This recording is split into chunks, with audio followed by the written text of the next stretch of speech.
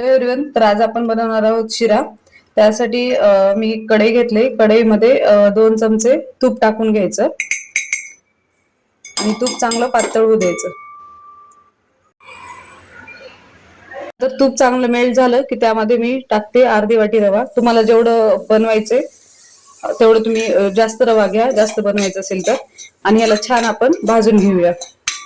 अशा प्रकारे मी छान भाजून घेतेय. थोडस लालसर होईपर्यंत आपला रवा छान भाजून घ्यायचा कमी गॅसवर. अशा प्रकारे मी लालसर रवा भाजून घेतलाय. त्यानंतर त्यामध्ये पाणी टाकून घेते.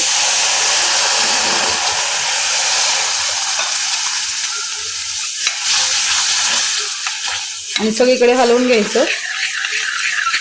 त्यामध्ये केळीचे बारीक बारीक काप करून टाकलेत, जेणेकरून छान होतो शिरा प्रसादासारखा. सगळं मिक्स करून घ्यायचं. अशा प्रकारे सगळं मिक्स करून घ्यायचं तुम्ही एकसारखं. नंतर तुमच्या चवीनुसार साखर, जेवढं गोड लागतं तेवढं. मी ते अर्धी वाटी साखर टाकलीये 1 वाटी रव्याला. अर्धी नाही, 1 वाटी टाकलीये. सगळं एकत्र करून घ्यायचं. तर त्यामध्ये ड्रायफ्रुट्सचे तुकडे करून घेतलेत, काजू आणि बदामचे, ते तुम्ही टाका आणि इलायची. अशा प्रकारे सगळं हे एकजीव करून घ्यायचं. आणि जे आपले केळी आहे ते पण छान त्याच्यामध्ये मिक्स झालं पाहिजे. त्याच्यासाठी सगळं हलवून घ्यायचं.